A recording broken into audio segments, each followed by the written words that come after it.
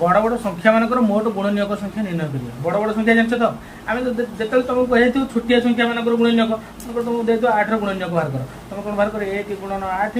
2 गुणन 4 आ 4 गुणन 2 8 गुणन 1 एमती करना नहीं कह तेणुक 8 गुणनीयक बाहर कर 1 2 4 8 किंतु बड़ बड़ संख्या यदि तुम केमती निर्णय कर मनकर धर गोटे संख्या देखिए 120 120 मोट गुणनीयक केते मोट डैश टी गुणनीयक अछि डैश टी गुणनीयक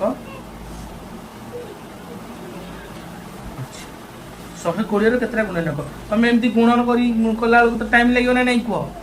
से गोटे ट्रिक अच्छी ना कौन कर 120 को मौलिक घात राशि विशिष्ट संख्या मानकर गुणफल रूप प्रकाश करदे कौन कर मौलिक घात राशि विशिष्ट देख केमती कर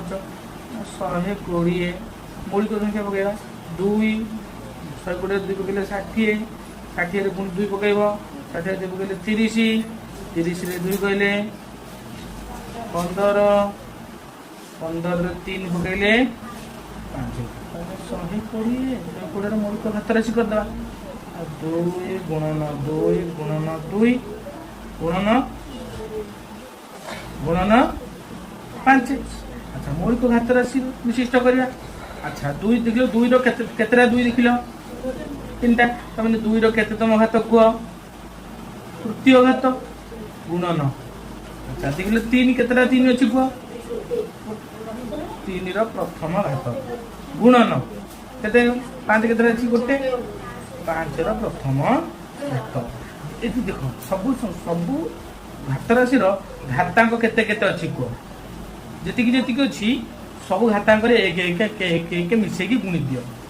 3 मिशाण 1 3 1 मिसे देल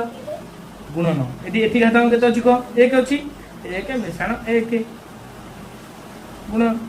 ये अच्छी 1 1 मिशाण 1 3 1 मिसले 4 4 गुणन 1 1 मिसले 2 गुणन 1 1 मिसले 2 4 दुने 8 8 दुने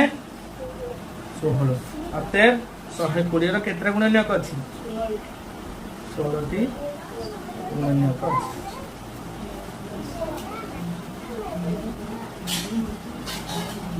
बुझिपारे ना बुझिपारे हाँ एक प्रकार तुम बड़ बड़ संख्या मानकर मोट गुणनीयक निर्णय कर ओके।